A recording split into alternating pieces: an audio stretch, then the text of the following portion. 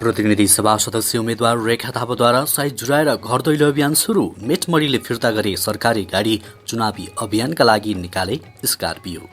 अब कारको पछाडिको सिटका यात्रुले पनि सिट बेल्ट अनिवार्य बाँध्नुपर्ने।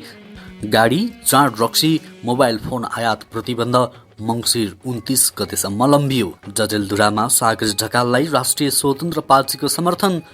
वैश्विक भोकमरी सूचकाङ्कमा नेपाल दक्षिण एसियाको दोस्रो स्थानमा। डेङ्गुका बिरामीमा घाँटीमा घाउ हुने समस्या, सतर्कता अपनाउन सुझाव।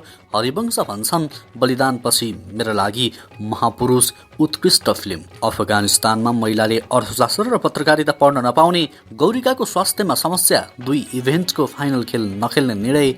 रुसी सेनाको पल्चन बेलारुस पुग्यो। बेलारुसले पनि युक्रेनमा आक्रमण गर्न खोजेको दाबी। सगरमाथामा 300 जनाको निधन। हिउँ पग्दिन थालेपछि अझै सङ्लै देखिन्छन् सब। संविधानले ध्वस्त पार्ने अवस्था आएपछि रक्षाका लागि गठबन्धन निर्माण गरौं।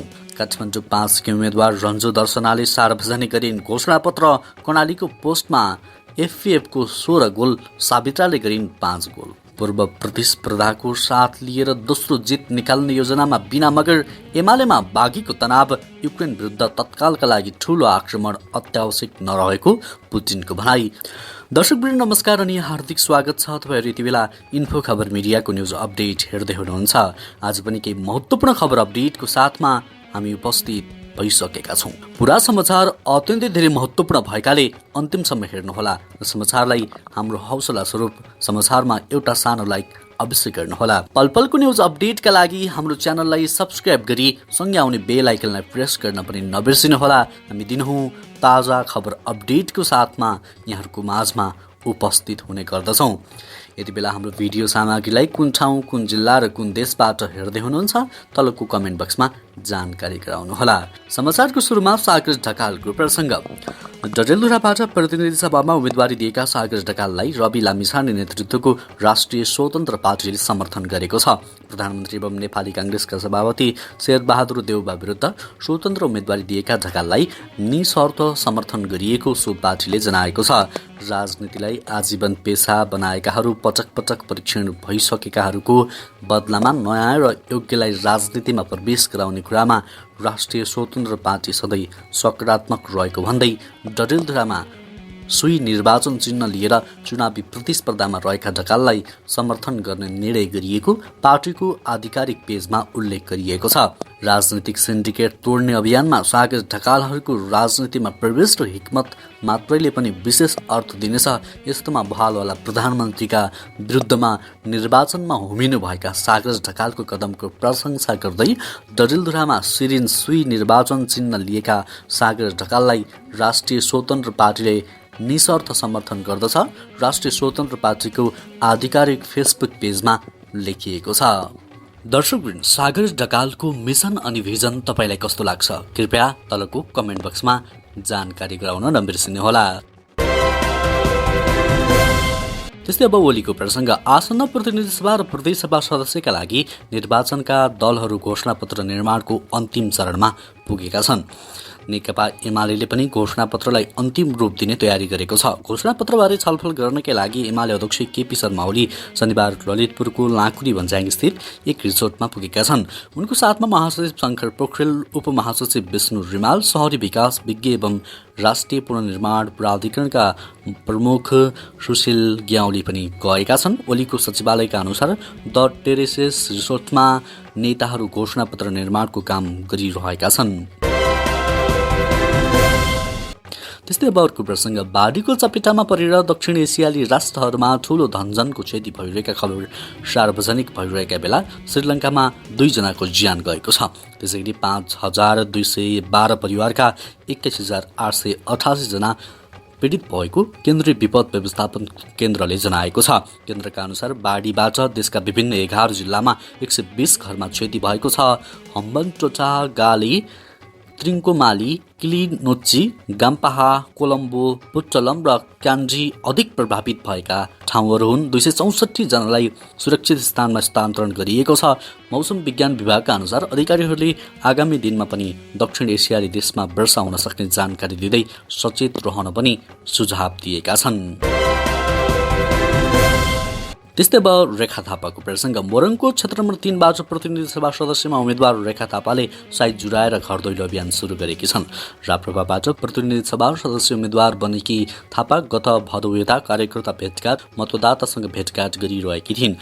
शुक्रबार भने ज्योतिषले भनेको साइत अनुसार बिहान 8:05 घर दैलो सुरु गरेकी हुन्। ज्योतिषले चुनावमा जित्ने बताएपछि उनले साइत अनुसार पथरी शनिश्वरी नगरपालिकामा रहेका शिवालयबाट घर दैलो सुरु गरेकी हुन्। उनले 15 दिनभित्र घर दैलो सक्ने योजना बनाएकी छन्। घर दैलो पछि थप कार्यक्रम लिएर जनतामा जाने उनको योजना छ। क्षेत्र नम्बर 3मा नेपाली काङ्ग्रेसबाट मेडिकल व्यवसायी सुनिल शर्मा र एमालेबाट पूर्व स्वास्थ्य मन्त्री भानुभक्त ढकाल चुनावी मैदानमा छन्। 2074 सालको निर्वाचनमा शर्मा र ढकाल मुख्य प्रतिस्पर्धी थिए। यो पटक भने रेखाको उम्मेदवारीसँगै त्रिपक्षीय प्रतिस्पर्धा देखिन्छ। यो क्षेत्रमा राप्रपाको संगठन कमजोर भए पनि अभिनेत्री समेत रहेकी थापाको घर दैलोमा सर्वसाधारणको उपस्थिति उल्लेख्य छ। मोरङ 3मै पर्ने सुन्दर हरैसा नगरपालिकाको सलकपुर घर भएकी थापा घर दैलोमा जाँदा आफू नेता नभई छोरी दिदीबहिनीका रूपमा प्रस्तुत गर्छिन्। घर दैलोमा उनीसँग फोटो खिच्ने र बोल्न चाहनेको भिड नै लाग्ने गरेको पाइन्छ। त्यस्तै अर्को समाचार। वैश्विक भोकमरी सूचकाङ्कमा नेपाल 81औं स्थानमा पुगेको छ। भर्खरै सार्वजनिक भएको सन् 2022को ग्लोबल हङ्गर इन्डेक्समा नेपालको अवस्थामा भारत, पाकिस्तान र बङ्गलादेशको राम्रो देखिएको हो। गत वर्ष 116 देशको वरियतामा नेपालको यो सूचकाङ्कको 76औं स्थानमा रहेको छ। 121 देशको वरियतामा नेपाल 81औं स्थानमा रहेको छ भने भारत 107औं स्थानमा रहेको छ। पाकिस्तान 79औं स्थानमा रहँदा बङ्गलादेश 84 स्थानमा पुगेको छ। यो सूचीमा दक्षिण एसियाकै राम्रो अवस्थामा श्रीलङ्का देखिएको छ। आर्थिक समस्या झेलिरहेको श्रीलङ्का यो सूचकाङ्कमा 64औं स्थानमा रहेको छ। त्यस्तै अब अर्को समाचार। केन्यामा खडेरीका कारण 5 वर्ष मुनिका करिब 9,42,000 बालबालिका, गर्भवती र सुत्केरी आमाहरू तीव्र कुपोषणको शिकार भएको राष्ट्रिय सुक्खा व्यवस्थापन प्राधिकरणले जनाएको छ। एनजिएमले आफ्नो मूल्याङ्कनमा 23 प्रभावित सुक्खा र अर्धसुक्खा क्षेत्रहरूमा तीव्र रूपमा कुपोषित बालबालिकाहरूको सङ्कलन गरेको छ। 1,34,000 भन्दा बढी गर्भवती र सुत्केरी महिलाहरूमा कुपोषण देखिएको छ। संस्थाले केन्यामा मानवीय सहायताको तीव्र खाँचोमा परेका व्यक्तिहरूको सङ्ख्या हाल 43 लाख भन्दा बढी रहेको बताएको छ। सो सङ्ख्या गत जुनको 41 लाखको आसपासमा रहेको थियो। एनजिएमले अधिकांश सुक्खा जिल्लामा चरन र जलस्रोत कम भएका कारण ऊँट, गाईबस्तु, बाख्रा र भेडा जस्ता सबै पशुपक्षी प्रजातिको मृत्यु दर बढेको पनि बताएको छ। यसले साम्बरू, मन्डेरा, इसिएलो, लामु, मार्सबिट र गारिसा काउन्टीहरूमा पशुपक्षीको मृत्यु भएको बताइएको छ। त्यस्तै अब अर्को समाचार। 8,000 मिटर भन्दा अग्ला विश्वका 14वटा हिमालको दोहोर्याएर आरोहण गरेका कीर्तिमानी आरोही सानु शेर्पा हिमालमा शव देख्दा मन चसक्क हुने बताउँछन्। जुनसुकै बेला आपत्ति विपत्ति आउन सक्ने हिमालमा अरूको शव देख्दा मनमा डर पैदा हुने उनको भनाइ छ। उनी भन्छन्, शव देख्दा मेरो पनि अवस्था यस्तै भयो भने मेरो छोराछोरी र मेरो परिवारको हालत के होला। बिचारा यो मान्छेका परिवारले के गर्दै होलान् भन्ने सोच आउँछ। मनलाई एकोहोरो बनाएर आरोहण गरिरहेको बेला शव देख्दा मन बहकिने उहाँको अनुभव रहेको छ। झन्डै 2 दशकदेखि हिमाल आरोहण गर्दै आएका शेर्पा पछिल्ला वर्षमा हिउँ पग्लिएसँगै शव देखिन थालेको बताउनुहुन्छ। कतै सङ्लै शव त कतै टुक्रिएका अङ्ग अनि कतै अस्थि पञ्जर देखिन्छ। अघिल्ला वर्षहरूमा शव नदेखेको ठाउँमा पनि अर्को वर्ष पुरानो शव देखिने गरेको उहाँको भनाइ छ। अर्का आरोही नरबहादुर अस्थानी मगर पनि सगरमाथा आरोहण गर्दा धेरैको शव देखेको बताउनुहुन्छ। उहाँ भन्नुहुन्छ, कतै सङ्लै शव देखिन्छ, कतै छुट्टिएको अङ्ग मात्र देखिन्छ, बाटो आसपासमै शव देखिन्छ। त्यसैगरी अब अर्को समाचार। डेङ्गुका अधिकांश बिरामीहरूमा घाँटीमा समस्या देखा परेको भन्दै सजग रहन चिकित्सकहरूले आग्रह गरेका छन्। डेङ्गु सङ्क्रमितहरूले घाँटी दुख्ने गरेको गुनासोपछि परीक्षणका क्रममा घाँटीमा घाउ देखिने गरेको भन्दै सतर्कता अपनाउन चिकित्सकहरूले सुझाव दिएका छन्। अल्का अस्पतालमा कार्यरत चिकित्सक डाक्टर रक्षा गौतमले डेङ्गु हुँदा भाइरल फ्लूमा हुने धेरै लक्षण मिल्ने बताइन्। डेङ्गु हुँदा घाँटी दुख्ने, आँखाको नानी दुख्ने, टाउको दुख्ने, बान्ता आउने, वाकवाक लाग्ने जस्ता लक्षणहरू देखिने बताइन्। डाक्टर गौतमले पछिल्ला दिनहरूमा 90% बिरामी डेङ्गुका रहेको पनि बताएकी छन्। डेङ्गु, फ्लू र सामान्य रुगाखोकी, ज्वरो लगायतमा केही लक्षणहरू एक आपसमा मिल्ने भएकाले रोग विशेषज्ञका लक्षणहरूको पहिचान गरी सतर्क रहन सुझाव दिएकी छन्। डेङ्गु सरुवा रोग नभएकाले परिवारको सदस्यलाई डेङ्गु लाग्यो भन्दैमा आत्तिहाल्नुपर्ने अवस्था नरहेको भन्दै उनले ज्वरो घटेन भनेर चिकित्सकहरूको सल्लाह बिना जथाभावी औषधि सेवन नगर्न पनि आग्रह गरेकी छन्। त्यस्तै अब अर्को समाचार। तिहारलाई लक्षित गरी रसुवागढी नाकाबाट ओखर तथा स्याउ आयात हुन थालेको छ। चालु आर्थिक वर्षको साउनदेखि नै अत्यन्तै न्यून रूपमा आयात भइरहेको चिनिया दाँते ओखर तथा स्याउ दसैँपछि दैनिक आयात हुन लागेको हो। दसैँ सकिए लगत्तै 4 दिनको अन्तरालमा 26 कन्टेनर ओखर र 18 कन्टेनर स्याउ रसुवागढी नाकाबाट नेपाल भित्रिएको सीमा सुरक्षाकर्मीले बताएका छन्। चालु आर्थिक वर्षको साउनदेखि दसैँ अगाडिसम्मको तथ्याङ्कले 16 कन्टेनर दाँते ओखर, 4 कन्टेनर स्याउ मात्र आयात भएको देखाएको छ। नेपालीको दोस्रो ठूलो चाड तिहार भएका कारण पछिल्लो समय स्याउका साथै ओखरको आयात पनि बढ्न थालेको छ। त्यस्तै अर्को समाचार। आर्मी क्लब स्विमर गौरीका सिंहले शनिबारको 2 इभेन्ट्सको प्रतिस्पर्धामा सहभागी नहुने भएकी छन्। अस्वस्थ भएपछि गौरीखाले 9 राष्ट्रिय खेलकुद अन्तर्गतको पौडीको 2 इभेन्ट्समा सहभागी नहुने निर्णय गरेकी हुन्। 8औं राष्ट्रिय खेलकुदमा 12वटा स्वर्ण पदक जितेकी गौरीका शनिबार बिहान भएको 2वटा इभेन्ट्सको हिट चरणमा फाइनलमा पुगेकी थिइन्। तर दिउँसो अकस्मात स्वास्थ्यमा समस्या आएपछि उनी फाइनल इभेन्ट्समा सहभागी नहुने भएकी हुन्। गौरीका महिलातर्फ 100 मिटर फ्री स्टाइल र 200 मिटर ब्याक स्ट्रोकको फाइनल चरणमा पुगेकी थिइन्। त्यस्तै अर्को समाचार। नेपाल कम्युनिस्ट पार्टी माओवादीका अध्यक्ष पुष्पकमल दाहाल प्रचण्डले वर्तमान वाम लोकतान्त्रिक गठबन्धन निर्वाचनका लागि नभई संविधानको रक्षाका लागि बनेको बताउनु भएको छ।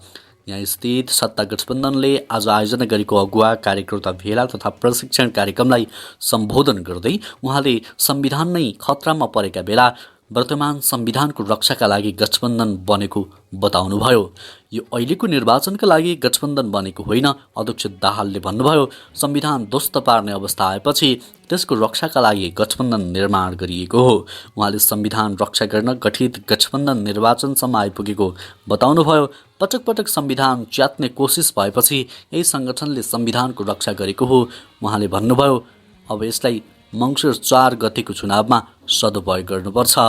त्यस्तै अर्को समाचार। तालिबानले महिलाहरूलाई विश्वविद्यालयका धेरै विषयमा प्रतिबन्ध लगाएको छ। अधिकांश किशोरीहरूलाई विद्यालय जान प्रतिबन्ध लगाएको 1 वर्षपछि अफगानिस्तानमा तालिबानले सार्वजनिक विश्वविद्यालयमा महिलाले भर्ना गर्न सक्ने पाठ्यक्रममा व्यापक प्रतिबन्ध लगाएको बीबीसीले जनाएको छ। महिलालाई पत्रकारिता, कृषि, पशु चिकित्सा, इन्जिनियरिङ वा अर्थशास्त्र तथा जस्ता विषयहरू लिन प्रतिबन्ध लगाएको हो। तालिबानले पुरुषले रोज्न सक्ने विषय समेत सीमित बनाएको छ। प्रवेश परीक्षामा पुगेकी पूर्वी अफगानिस्तानको लगमान प्रान्तका 19 वर्षीय युवतीले पत्रकारितामा आफ्नो भविष्य बनाउने सपना तालिबान शासकको नयाँ आदेशका कारण सङ्कटमा परेको बताएकी छन्। अगस्त 2021मा सत्ता कब्जा गरेपछि तालिबानले किशोरीलाई माध्यमिक तह अध्ययनमा प्रतिबन्ध लगाएकाले उनले आफ्नो अन्तिम वर्ष पुरा गर्न नपाएको समाचारमा उल्लेख गरिएको छ। त्यस्तै अर्को समाचार। संयुक्त सुरक्षा परिचालनमा भाग लिन रुसी सेनाको पहिलो पल्टन बेलारुस पुगेको छ। बेलारुसको रक्षा मन्त्रालयले सीमाको सुरक्षाको लागि रुसी सेना आफ्नो देशमा आएको पुष्टि गरेको छ।